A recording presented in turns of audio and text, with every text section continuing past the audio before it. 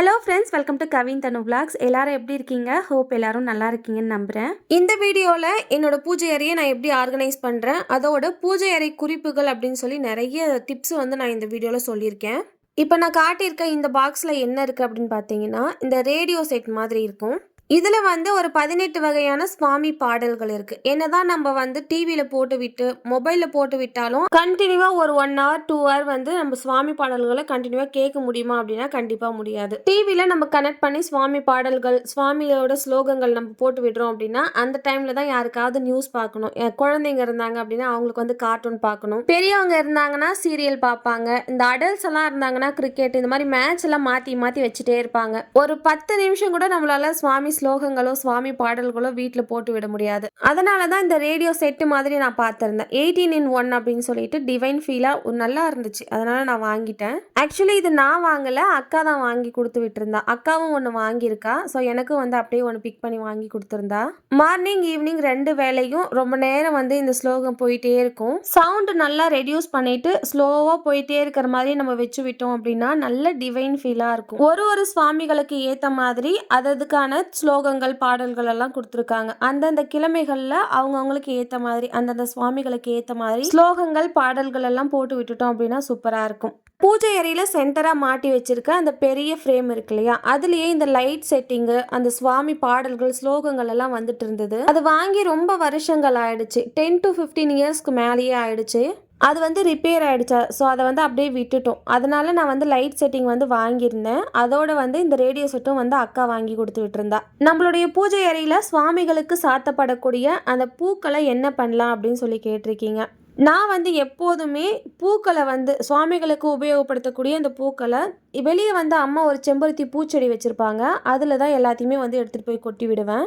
அது அப்படியே இருக்காது. நாளடைவில் அதை பூக்களாக இருக்கட்டும், இந்த வெற்றிலை, நான் யூஸ் பண்ணுற துளசி எல்லாத்தையுமே அந்த செடிக்கு தான் போடுவேன். நாளடைவில் அது நல்லா மக்கி அந்த செடிக்கே நல்ல ஒரு உரமாக மாறிடுது. பூஜை அறையோட வால் கொஞ்சம் ஹைட்டாக இருக்கும். அந்த சென்டர் ஃப்ரேம் வரைக்கும் தான் எல்லாருக்குமே எட்டும். அதுக்கு மேலே இருக்கிற ஃப்ரேம்லாம் கொஞ்சம் எட்டி எட்டி எல்லாத்தையும் செய்கிற மாதிரி இருக்கும். பூக்கள் எல்லாத்தையும் ரிமூவ் பண்ணி ஒரு பிளேட்டில் எடுத்து வச்சுட்டு இப்போ எல்லா பொருட்களையும் எடுத்து நான் ரிமூவ் பண்ணி டீப்பாக க்ளீன் பண்ண போகிறேன். சுவாமி படங்கள், சுவாமி விக்கிரகங்கள், சுவாமிக்கு வச்சிருக்க திங்ஸ் எல்லாத்தையுமே எடுத்துட்டு டீப்பாக க்ளீன் பண்ணிட்டு ரீஆர்கனைஸ் பண்ண போகிறேன். சுவாமி படங்களாக இருக்கட்டும், விக்கிரகங்களாக இருக்கட்டும், ஒன்னொன்னா எடுக்கும் போதே ஒரு ட்ரை கிளாத் வச்சு நம்ம முன்னாடி வச்சிருக்க மஞ்சள் குங்குமம் எல்லாத்தையும் நல்லா தொடச்சி எடுத்துருவேன். பூஜை பாத்திரங்கள், விக்கிரகங்கள் எல்லாத்தையும் நம்ம வாஷ் பண்ணுறதுக்கு எடுத்துக்கலாம். அதுக்கப்புறமா அந்த சுவாமி படங்கள் எல்லாத்தையும் ஒரு வெட் கிளாத் வச்சு தொடச்சி எடுத்துக்கலாம். இந்த மாதிரி செய்யும் போது வேலை கொஞ்சம் சுலபமாக முடிகிற மாதிரி இருக்கும். ஒட்டுக்கா ஃபர்ஸ்ட் ட்ரை கிளாத் வச்சு தொடச்சிட்டு அதுக்கப்புறமா வெட் கிளாத் வச்சு துடைக்கும் போது கொஞ்சம் வேலை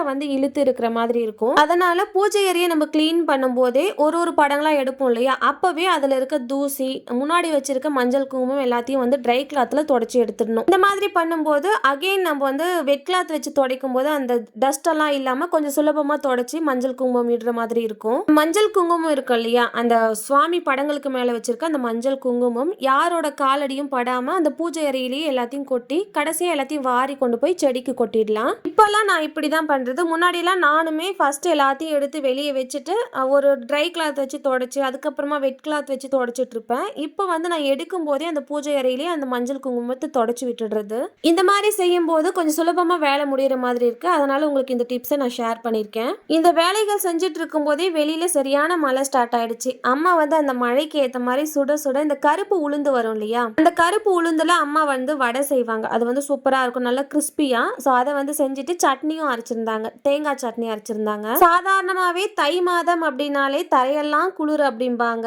அதுலேயும் மழை வேற ஸ்டார்ட் ஆயிடுச்சா, சரியான குளிர். அந்த சில் கிளைமேட்டுக்கு சுட சுட மெது வடை தேங்காய் சட்னியோடு வச்சு சாப்பிடும்போது சூப்பராக இருந்துச்சு. யாருக்கெல்லாம் இந்த காம்போ பிடிக்கும்னு சொல்லுங்க. ஒரு சிலர் சாம்பார் வச்சு வடை சாப்பிடுவாங்க. எனக்கு அந்த மாதிரி பிடிக்காது, சட்னி வச்சு தான். அதுவும் அம்மா அரைக்கிற தேங்காய் சட்னி சூப்பராக இருக்கும். அம்மா எப்பவுமே வடை ஸ்பெஷலிஸ்ட். அது எப்படி தான் அவ்வளோ கிறிஸ்பியாக செய்கிறாங்கன்னு தெரியல. வடை எல்லாம் நல்லா திருப்தியாக சாப்பிட்டு முடிச்சுட்டு அகைன் பூஜை அறை கிளீன் பண்ணுறதுக்கு வந்துட்டேன். 48 நாள் முருகப்பெருமானுக்கு விரதம் இருந்து டெய்லி நான் பூஜை பண்ணி அதை வீடியோ எடுத்து ஷார்ட்ஸில் அப்லோட் பண்ணிட்டு இருக்கேன். அந்த ஷார்ட்ஸுக்குள்ள நிறைய கமெண்ட் என்ன கேட்குறீங்க அப்படின்னா, தினந்தோறும் பூக்களை மாற்றணுமான்னு கேட்குறீங்க. முந்தின நாள் பூஜைக்கு பயன்படுத்திய பூக்கள் எல்லாத்தையும் நம்ம மாற்றிடணும்.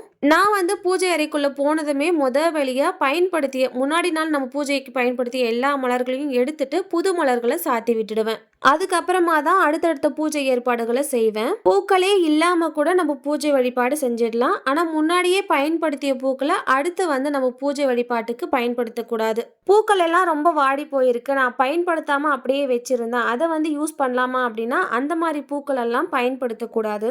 அழுகிற நிலையில இருக்கக்கூடிய பூக்கள், ரொம்ப வாடி போன பூக்கள், இது எல்லாத்தையும் பூஜை அறையில பூஜைக்காக யூஸ் பண்ணக்கூடாது. நல்ல மலர்ந்த பூக்கள், நல்ல ஃப்ரெஷ்ஷா இருக்கிற மாதிரி பூக்களை பார்த்து வாங்கி இறைவனுக்கு சாத்துங்க. அதுக்கப்புறம் இறைவனுக்கு மலர்கள் சூட்டும் போது ஒரு குழந்தையை கவனிக்கிற மாதிரி நம்ம கவனிக்கணும். அது அர்ச்சனைக்காக நம்ம யூஸ் பண்ற மலர்களா இருந்தாலும் சரி, படத்துக்கு சுவாமி படங்களுக்கு போடக்கூடிய அந்த மாலைகளா இருந்தாலும் சரி, இறைவனுக்கு மலர் அல்லது மாலை சூட்டுவது அப்படின்னு சொன்னாலே நம்மளுக்கு எல்லாருக்கும் நினைவுக்கு வர்றது ஆண்டாள் நாச்சியார். தான் சூடி அழகு பார்த்த அந்த மாலையை தான் தினமும் ரங்கநாதருக்கு அனுப்பி அந்த ரங்கநாதர் சூடிக்கொள்வதற்காக தந்தவள் ஆண்டாள். ஒரு நாள் போட்டு அழகு பார்த்தா போதாதா, அதே மாலையை தானே தினமும் கட்டி கொடுக்குறாங்க அப்படின்னு சொல்லி கேட்டா தினந்தோறும் அதை சூடிக்கொள்வாள். என்ன காரணம்? இன்னைக்கு கட்டி இருக்கக்கூடிய மாலையில ஏதாவது காம்பு நீண்டி இருக்கா, ஏதாவது முள்ளு மாதிரி ஏதாவது குத்துதா, அன்றாடம் இறைவனின் திருமேனியை தீண்டக்கூடிய அந்த மாலை நல்லா இருக்கா அப்படின்னு சொல்லி தான் ஒரு முறை போட்டு பார்த்ததுக்கு அப்புறமா இறைவனுக்கு கொடுத்தவள் ஆண்டாள். ஆனா நம்மலாம் என்ன பண்றோம், இறைவனுக்காக நம்ம கடையில போயிட்டு மலர்களா இருக்கட்டும், வில்வமா இருக்கட்டும், துளசியா இருக்கட்டும் அப்படியே வாங்கிட்டு வந்து வச்சு அதுல இருக்க முள்ளை நம்ம ரிமூவ் பண்ண மாட்டோம். பூக்கள்ல காம்பு நீண்டு இருந்தா அதையும் நம்ம வந்து கிளீன் பண்ண மாட்டோம். அப்படியே அர்ச்சனைக்கு நம்ம யூஸ் பண்ணுவோம், சுவாமி படங்களுக்கு மாலையா கோத்து போடுறதெல்லாம் நம்ம பண்ணுவோம். எதுவா இருந்தாலும் அதுல இருக்கக்கூடிய முட்கள் எல்லாத்தையும் நம்ம ரிமூவ் பண்ணிட்டு தான் யூஸ் பண்ணணும். இப்போ ரோஜா பூவே எடுத்துக்கிட்டோம் அப்படின்னா கூட அதுலயும் முட்கள் இருக்கு இல்லையா. பூனா எப்படி நல்லா சாஃப்டா மெத்து மெத்துன்னு இருக்கக்கூடியது, அதோட அடையாளமே அதுதான். அப்போ அந்த மென்மையான மலர்களை மென்மையான முறையில் அர்ச்சனைக்கோ அல்லது சுவாமி படங்களுக்கோ நம்ம சாத்தணும். அடுத்து இந்த சுவாமி படங்களுக்கு நம்ம மாலை போடுறோம், இல்லை ஒரு பூ வைக்கிறோம் அப்படின்னா கூட, விக்கிரகங்களுக்கெல்லாம் ஒரு 2-3 பூ வைக்கிறோம் அப்படின்னா இறைவனுடைய கண்களை மறைச்சிடுறது, முகத்தை மறைச்சிடுறது, கால் பாதங்களை மறைச்சிடுறது, இதெல்லாம் நம்ம பண்ணுவோம். இறைவனுடைய திரு கண்களையும் இறைவனுடைய திருமுகத்தையும் இறைவனுடைய திருவடியையும் மறைக்காத வண்ணம் மாலையோ மலர்களோ நம்ம சூடணும். பார்த்த உடனேயே நல்லா பளிச்சுன்னு இறைவனுடைய திருவுருவம் நம்மளோட மனதில் அப்படியே பதிஞ்சிடணும். இனிமே இறைவனுக்கு பூச்சூடும் போது இந்த மாதிரி விஷயங்கள் எல்லாம் நம்ம ஞாபகத்தில் வச்சுக்கிட்டு இந்த மலர்கள் எல்லாம் சாத்தணும். பூஜை ரூம் அப்படின்னாலே எப்போதுமே சுத்தபத்தமாக இருக்கணும். ஒரு சிலர் பார்த்தீங்கன்னா தேவையே இல்லாத பொருட்களெல்லாம் எடுத்துகிட்டு போய் பூஜை ரூமில் வைப்பாங்க. கேட்டால் அங்கே தான் வந்து சேஃப்டியாக இருக்கும் அப்படின்னு சொல்லுவோம். தேவையில்லாத பேப்பர், நிறைய விஷயங்களை எடுத்துகிட்டு போய் திணிக்கிறது, இந்த மாதிரி எல்லாம் பண்ணக்கூடாது. பூஜை ரூமை நம்ம பார்த்த உடனே தெய்வீக கடாட்சமாக இருக்கணும். அதுக்கு நம்ம பூஜை ரூமை எப்போதுமே சுத்தபத்தமா வச்சுக்கணும். அடிக்கடி பூஜை ரூமை டீப் கிளீன் பண்ண முடியாது, அது வந்து சாத்தியமே இல்லாத ஒரு விஷயம். தினந்தோறும் நம்மளால பண்ண முடியாது. ஆனா வாரத்திற்கு ஒரு முறையாவது பூஜை அறையில் படிந்திருக்கக்கூடிய அந்த தூசி எல்லாத்தையும் நம்ம ரிமூவ் பண்ணிடணும். நல்ல டீப் கிளீன் பண்ணணும் அப்படின்னா மாதத்திற்கு ஒரு முறையாவது கம்பல்சரி பூஜை ரூமை ஃபுல்லா டீப் கிளீன் பண்ணி எடுக்கணும். விக்கிரகங்கள், படங்கள், பூஜை பாத்திரங்கள் எல்லாத்தையும் எடுத்து வச்சு நல்லா கிளீன் பண்ணிட்டு அகைன் வந்து ஆர்கனைஸ் பண்ணுங்க. பூஜைக்கு யூஸ் பண்ற இந்த பூஜை பாத்திரங்கள், காமாட்சி அம்மன் விளக்கு வகைகள், இது எல்லாத்தையும் அட்லீஸ்ட் 15 days ஒன்ஸ் ஆச்சு நம்ம வாஷ் பண்ணி யூஸ் பண்ற மாதிரி பார்த்துக்கணும். வார கணக்குல, மாத கணக்குல நம்மளோட வீட்டு பூஜை அறை அப்படியே தூசி படிஞ்சு விடக்கூடாது. தினந்தோறும் நம்ம முன்னாடி நாள் வச்சிருக்க பூக்களை ரிமூவ் பண்ணிட்டு புது பூக்கள் மாத்தலாம். வாரத்திற்கு ஒரு முறை படிஞ்சிருக்கக்கூடிய தூசிகளை நம்ம கிளீன் பண்ணலாம். மாதத்திற்கு ஒரு முறை ஃபுல்லா டீப் கிளீன் பண்ணலாம். ரொம்ப சுலபமா பூஜை அறையை நம்ம மெயின்டைன் பண்ணிக்கலாம். பூஜை அறையை ஓபன் பண்ணோம் அப்படின்னாலே நல்ல கமகமனு டிவைன் ஃபீலா இருக்கிற மாதிரி நம்ம மெயின்டைன் பண்ணிட்டு வரணும். அதுக்கு ஒரு சில டிப்ஸ் எல்லாம் இந்த வீடியோல நான் சொல்லிட்டு வரேன். முதல்ல பூஜை ரூமை துடைக்கக்கூடிய அந்த தண்ணியில கொஞ்சமா ஜவ்வாது ஆட் பண்ணிடுவேன். அந்த மாதிரி ஜவ்வாது ஆட் பண்ணி பூஜை அறையை நம்ம கிளீன் பண்ணோம் அப்படின்னா அதுலயே வந்து நல்ல கமகமனு ஸ்மெல் வரும். அதுக்கப்புறம் இன்னொரு டிப்ஸும் சொல்றேன். இப்போ நம்ம படங்களுக்கு வைக்கக்கூடிய, விக்கிரகங்களுக்கு வைக்கக்கூடிய மஞ்சள் குங்குமம் இருக்கு இல்லையா, அது வந்து நான் வெறுமனே மஞ்சள் மட்டும் எடுத்துக்க மாட்டேன். பாதி சந்தனம் எடுத்தா பாதி மஞ்சள் எடுத்துப்பேன். சந்தனமே நல்ல கமகமனு ஸ்மெல் வரும். அதோட பன்னீர், ஜவ்வாது, பச்சை கற்பூரம் இதெல்லாம் ஆட் பண்ணி நல்ல கொழன்னு மிக்ஸ் பண்ணி எடுத்துப்பேன். ரொம்ப தண்ணியாட்டம் எப்போதுமே இந்த மஞ்சளை வந்து மிக்ஸ் பண்ணி எடுக்கக்கூடாது. நல்ல கொழன்னு கையில் நான் எடுத்து காட்டியிருக்கேன் இல்லையா, அந்த மாதிரி கன்சிஸ்டன்சியில் எடுத்துக்கணும். இந்த கன்சிஸ்டன்சியில் பொட்டெல்லாம் வைக்கும்போது நல்ல அந்த ஸ்மெல்லும் வந்து ரொம்ப நாளைக்கு இருக்கும். அதே போல் அந்த குங்குமம் பொட்டெல்லாம் வந்து கீழே விழாமல் இருக்கும். அடுத்த டிப்ஸ் பார்த்தீங்கன்னா, இந்த மாக்கோளம் போடுறோம் இல்லையா, அந்த மாவில் ஜவ்வாது, பச்சை கற்பூரம், பன்னீர் ஆட் பண்ணிடுவேன். சும்மா கொஞ்சம் ஆட் பண்ணாலே போதும். நம்ம எல்லாத்துலேயும் ஆட் பண்ணுறோம் இல்லையா, பூஜை அறையை துடைக்கிறதுக்கு நம்ம யூஸ் பண்ணுறோம். மாக்கோளம் இடுற கட்டுறதுக்கு அந்த வாசனை பொருட்கள் எல்லாம் யூஸ் பண்றோம். அதே போல சந்தனம், மஞ்சளிலும் நம்ம எல்லாத்தையும் ஆட் பண்றோம். இந்த மாதிரி நம்ம பண்ணும்போது பூஜை அறைக்குள்ள எப்போ போனாலும் அந்த டிவைன் ஃபீல், அந்த ஸ்மெல்லு வந்து சூப்பரா இருக்கும். வீட்ல தரித்திரத்தன்மை அப்படிங்கிறது நீங்கணும் அப்படின்னாலே பூஜை அறை எப்போதுமே அந்த கிளீன்லினஸ் அப்படிங்கிறது மெயின்டைன் ஆகுது அப்படின்னாலே அந்த இடத்துல தரித்திரத்தன்மை இருக்காது. அதனால பூஜை அறைய முடிஞ்ச வரைக்கும் நல்லா கிளீனா சுத்தபத்தமா வச்சுக்க பாருங்க. இந்த இன்ஸ்டண்ட்டாக மாக்கோலம் ரெடி பண்ணுறது அதெல்லாம் வந்து ஆல்ரெடி நான் வீடியோவை மேக் பண்ணி போட்டிருக்கேன். இருந்தாலும் நீங்கள் வந்து ஷார்ட்ஸுக்கு கீழே நிறைய கமெண்ட்டில் கேட்குறீங்க, இது வந்து எப்படி ரெடி பண்ணுறது, இன்ஸ்டண்ட்டாக நீங்கள் வந்து மாவுக்கோலம் வந்து போட்டுடுறீங்களே அப்படின்னு சொல்லி கேட்குறீங்க. இதோட ஃபுல் டீட்டெயில்டு வீடியோ வந்து நான் ஆல்ரெடி கொடுத்துருக்கேன். அந்த வீடியோவோட லிங்க்கு கீழே டிஸ்கிரிப்ஷனில் நான் கொடுத்துருக்கேன், வேணும்னா செக் பண்ணி பாருங்கள். அதுக்கப்புறம் நான் வாங்கியிருக்க சுவாமி சிலைகள் பற்றி கேட்டிருக்கீங்க, அதை பற்றியும் ஆல்ரெடி நான் வீடியோ போட்டிருக்கேன். அதையும் வந்து கீழே டிஸ்கிரிப்ஷனில் லிங்க் கொடுக்குறேன். எங்களோட பூஜை அறையில் பார்த்தீங்கன்னா கீழே ஒரே ஒரு திட்டு மாதிரி தான் இருக்கும். அந்த இடத்துல தான் மாக்கோலம் போடுவோம்.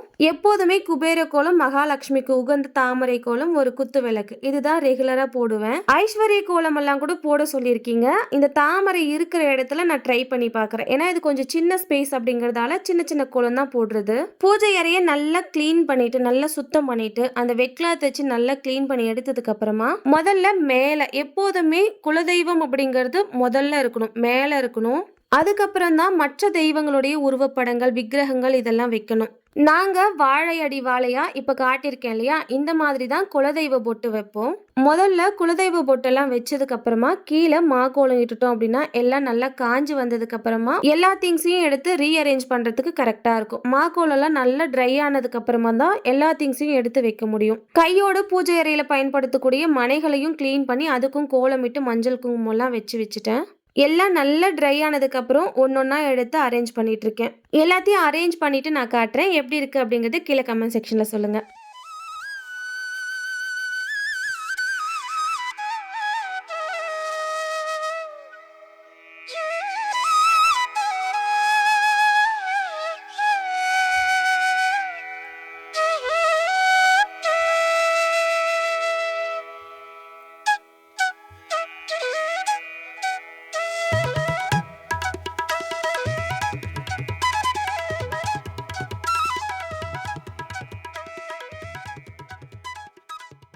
பூஜை ரூமெல்லாம் நல்லா க்ளீன் பண்ணி ஓரளவுக்கு எல்லாம் ரெடி பண்ணிட்டேன். அடுத்த நாள் வெள்ளிக்கிழமை பூஜைக்கான ஏற்பாடுகளும் ஓரளவுக்கு நான் முடிச்சு வச்சுக்கிட்டேன். அடுத்த நாள் காலையில் எழுந்து குளிச்சுட்டு இந்த பூஜை பாத்திரங்கள் எல்லாம் ரெடி பண்ணி வச்சுருந்தேன். அதெல்லாம் எடுத்து அரேஞ்ச் பண்ணிட்டு இருக்கேன். விளக்குக்கு எண்ணெய் போட்டு திரி போடுற ஒர்க்கெல்லாம் அப்படியே பெண்டிங்கில் இருந்தது. அதெல்லாம் வந்து வெள்ளிக்கிழமை காலையில் தான் நான் செஞ்சேன். பூஜைக்கு தேவையான எல்லா ஏற்பாடுகளும் நான் செஞ்சு வச்சதுக்கு அப்புறமா அர்ஜென்ட்டா கொஞ்சம் வெளியே போற வேலை வந்துருச்சு. அதனால 2 காமாட்சி அம்மன் விளக்கு, 2 குத்து விளக்கு மட்டும் நடு வீட்டில் ஏற்றி வச்சுட்டு நாங்கள் வந்து கிளம்பிட்டோம். வெள்ளிக்கிழமை ஈவினிங் தான் மாலை நேர வழிபாடு தான் செஞ்சிருந்தேன். ஈவினிங் போல கம்ப்ளீட்டா எல்லா விளக்குகளையும் ஏற்றி வச்சு நல்ல ஜெகஜோதியா என்னோட பூஜை வழிபாடு செஞ்சிருந்தேன். பூஜை அறையை கம்ப்ளீட்டா டீப் கிளீன் பண்றது அப்படிங்கிறதே கொஞ்சம் பெரிய வேலை தான், கொஞ்சம் கஷ்டம் தான். எல்லாம் செஞ்சு முடிச்சதுக்கு அப்புறமா அந்த பூஜை அறையை நம்ம பார்க்கும்போது ரொம்ப நிறைவான ஒரு ஃபீல் இருக்கும். விளக்கேத்துறதுல பூஜை பண்ற வரைக்கும் ஒருத்தருக்கு ஒரு விதமான கேள்விகள், சந்தேகங்கள் இருக்கும்.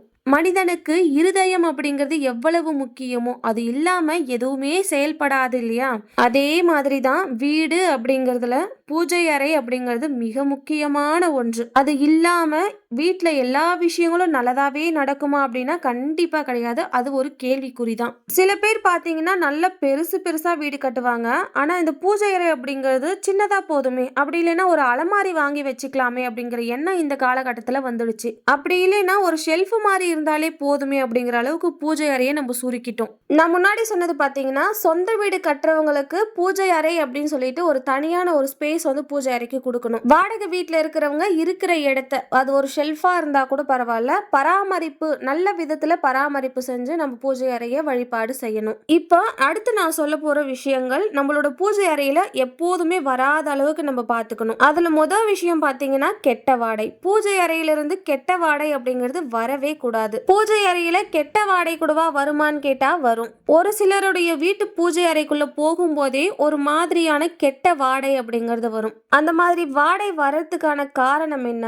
அழுகி போன பூக்கள், ரொம்ப நாள் சேர்த்து வச்ச குப்பைகள் இருக்கும், திருநீரெல்லாம் ரொம்ப நாள் அப்படியே வச்சிருப்பாங்க. அது நல்லா மக்கி போய் அதிலிருந்து ஒரு விதமான வாடை அப்படிங்கிறது வரும். இந்த மாதிரியெல்லாம் பூஜை அறைக்குள்ள நுழைஞ்ச உடனேயே எந்த விதமான கெட்ட வாடையும் வரக்கூடாது. பூஜை அறை எப்போதுமே நல்ல வாசனை, நல்ல நறுமணத்தோடு இருக்கிற மாதிரி நம்ம மெயின்டைன் பண்ணணும். அந்த மாதிரி எப்போதுமே நல்ல வாசனையா நறுமணத்தோடு இருக்கிறதுக்கு என்னதான் பண்றது? நம்மளோட முன்னோர்கள் அந்த காலத்திலேயே சொல்லி கொடுத்துருக்காங்க. தினந்தோறும் சாம்பிராணி நம்மளோட வீட்டுல போடணும். இப்பெல்லாம் நிறைய பேர் அதை பண்றதே கிடையாது. கம்ப்யூட்டர் சாம்பிராணி போடலாமா, கப்பு சாம்பிராணி போடலாமா, கொட்டாங்குச்சி வச்சு அதுல நெருப்பு போட்டு அதுல சாம்பிராணி போடலாமா, இந்த மாதிரி ஒரு விஷயத்த சொல்லும் போது அதுல 100 சந்தேகங்கள் வரும், 100 குழப்பங்கள் வரும். இந்த மாதிரி இந்த காலகட்டம் போயிடுது. எந்த விதமான சாம்பிராணியாக இருந்தாலும் சரி, அது அவரவர்களுடைய விருப்பம். ஆனா வீட்டுல தினந்தோறும் சாம்பிராணி போட வேண்டியது அவசியம். வீட்டுல அன்றாட சாம்பிராணி வாசனை இருந்துட்டே இருக்கு அப்படின்னா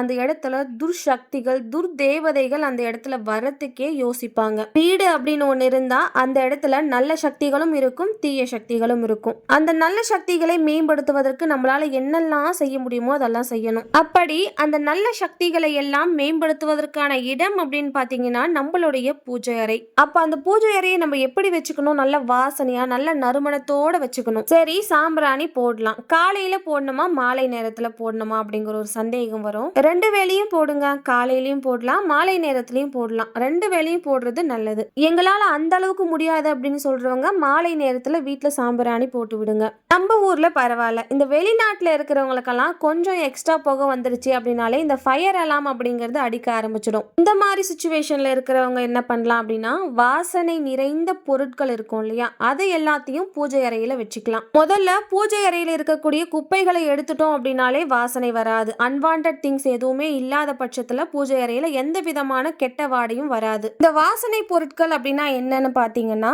பச்சை கற்பூரம் நல்ல நறுமணமா இருக்கும். கொஞ்சமா பச்சை கற்பூரம் பூஜை அறையில வச்சிருந்தா கூட அந்த அறை முழுக்க நல்ல நறுமணமா இருக்கும். அப்படி இல்லைன்னா இந்த காலகட்டத்துல நிறைய நல்ல நறுமணமான வாசனை திரவியங்கள் வந்துடுச்சு. அதுல எந்த வாசனை திரவியம் உங்களுக்கு பிடிச்சிருக்கோ, நல்ல நறுமணமா இருக்கோ, அதை பூஜை அறையில வச்சுக்கலாம். முடிஞ்ச வரைக்கும் அட்லீஸ்ட் ஊதுபத்தி ஏத்தியாவது அந்த பூஜை அறையை நல்ல நறுமணத்தோட வச்சுக்கிறதுக்கு பார்க்கணும். ஊதுபத்தியோட நறுமணத்திற்கு இன்னும் நல்ல வைப்ரேஷன் அதிகமாவே இருக்கும். இந்த மாதிரி வெளிநாட்டுல இருக்கிறவங்களுக்கு அந்த ஊதுபத்தி, சாம்பிராணி எல்லாம் போட முடியாத சுச்சுவேஷன்ல இருக்கிறவங்களுக்கு தான் நான் நறுமண பொருட்களை வச்சுக்க சொன்னேன். நம்ம நாட்டுல இருக்கிறவங்களுக்கு நம்மலாம் நல்ல சாம்பிராணி வீடு முழுக்க போட்டு விடலாம். வீடு முழுக்க நல்ல புகையோட அந்த சாம்பிராணி போட்டு நல்ல கமகமான நல்ல வாசனையோடு இருக்கு அப்படிங்கிற பட்சத்துல கெட்ட எண்ணங்களோட வீட்டுக்குள்ள நுழையிறவங்களுக்கு கூட அந்த எண்ணம் அப்படியே முற்றிலுமா மாறிடும். சாம்பிராணியோட இந்த குங்குலியம் ஆட் பண்ணலாமா, கடுகு வகைகள் வருது அதை ஆட் பண்ணலாமா அப்படின்னா அதெல்லாம் அவர்களுடைய சௌகரியத்தை பொறுத்தது.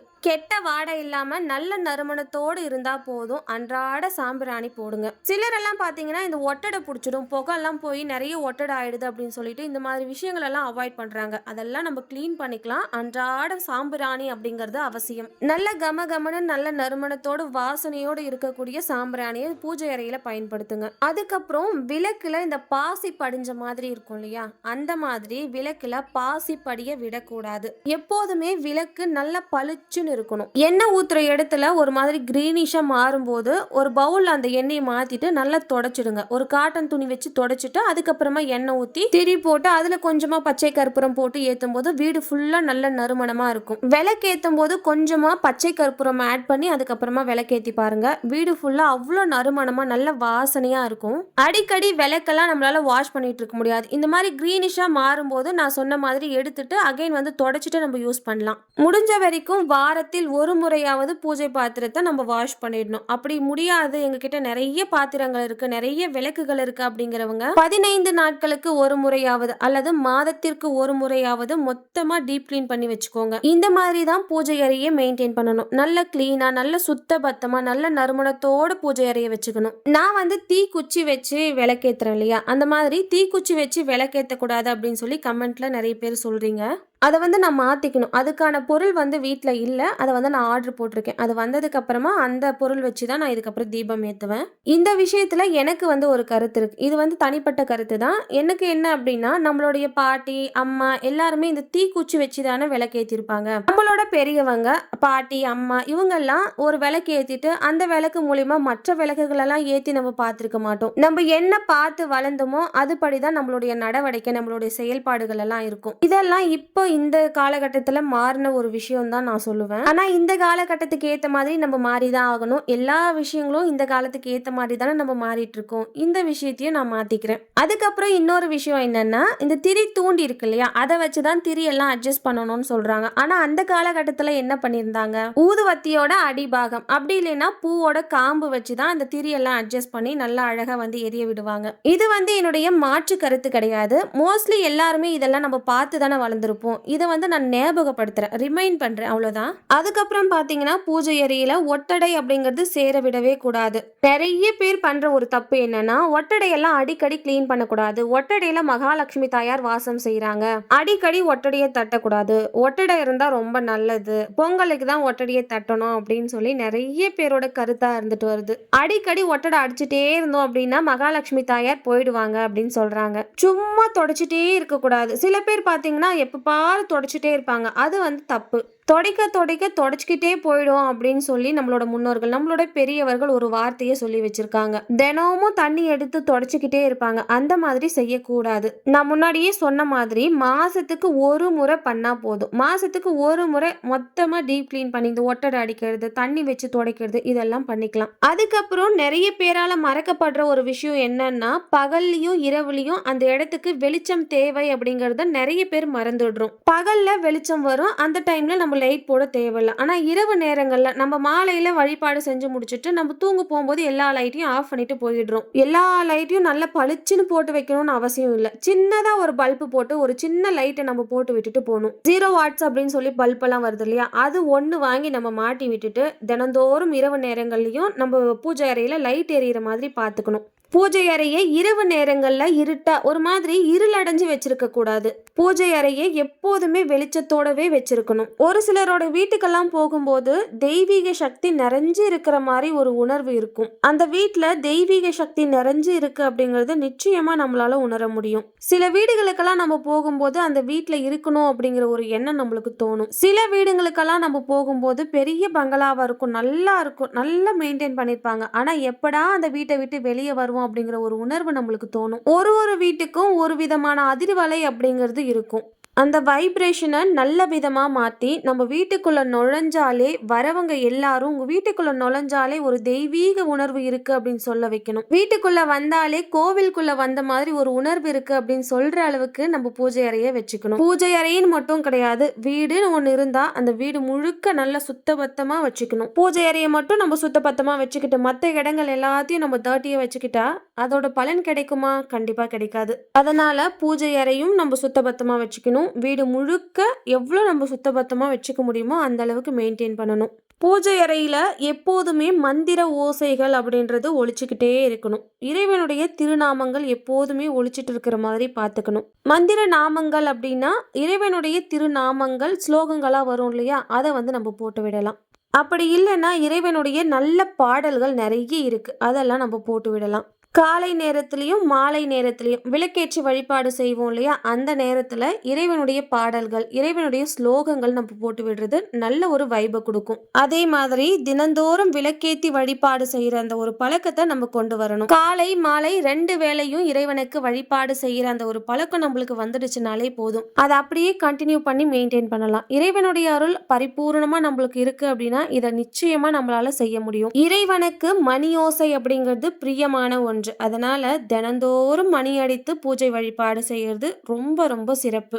தினந்தோறும் மணி அடித்து பூஜை வழிபாடு செய்யணுமான்னா அதுல என்ன கஷ்டம் இருக்கு? தினந்தோறும் நம்ம விளக்கேத்தி வழிபாடு செய்ய போறோம். அந்த சமயத்துல மணி ஓசை அப்படிங்கிறது இறைவனுக்கு நம்ம கண்டிப்பா கொடுக்கணும். அடுத்து இறைவனுக்கு நெய்வேத்தியம் அப்படிங்கிறது தினந்தோறும் வச்சு வழிபாடு செய்யணும். தினந்தோறுமா செய்யணும் அப்படின்னு கேட்டா, விக்கிரக வழிபாடு செய்யறவங்க இருந்தீங்கன்னா கண்டிப்பா தினந்தோறும் நெய்வேத்தியம் அப்படிங்கிறது அவசியம். ஏதாவது ஒரு நெய்வேத்தியம் வைக்கலாம். சும்மா கொஞ்சமா ஒரு 4 கல்கண்டு வைக்கலாம், 2 பேரிச்ச பழம் வைக்கலாம், கிஸ்மிஸ் பழம் வைக்கலாம், 2 வாழைப்பழம் வைக்கலாம். வீட்டுல எச்சில் படாத ஏதாவது பண்டங்கள் இருந்தா வைக்கலாம். நிவேதனத்துக்கு இந்த மாதிரி பொருட்கள் எதுவுமே வீட்டுல இல்ல அப்படிங்கிற பட்சத்துல 1 டம்ளர் பால் வைக்கலாம். பால் கூட அந்த சமயத்துல இல்ல அப்படிங்கிற பட்சத்துல 1 டம்ளர் பானகம் ரெடி பண்ணி நம்ம நெய்வேத்தியமா வச்சுக்கலாம். நம்ம தினந்தோறும் செய்யக்கூடிய வெறுமனே சாதம் இருக்கும் இல்லையா, அதுல கொஞ்சமா நெய் விட்டு கொஞ்சமா நாட்டு சர்க்கரையோ ஆட் பண்ணி நிவேதனமா வச்சுக்கலாம். வீட்டுல பொட்டுக்கடலை வெல்லம் இருக்கும் இல்லையா, அது கொஞ்சம் எடுத்துக்கிட்டு அதில் கொஞ்சமாக சர்க்கரை ஆட் பண்ணி நிவேதனமாக வைக்கலாம். ஏதோ ஒரு நிவேதனம் தினந்தோறும் வைக்கணும். அந்த மாதிரி நிவேதனம் வச்சதுக்கு அப்புறமா பஞ்ச பாத்திரத்தில் இருக்கிற தண்ணியை, பூ போட்டு வச்சிருப்போம் இல்லையா, அந்த தண்ணியை எடுத்து ஒரு 3 வாட்டி அந்த தண்ணியை எடுத்து அந்த நிவேதனத்தை சுற்றி இறைவனுடைய திருவடியில் நம்ம 3 சொட்டு தண்ணியை விடணும்.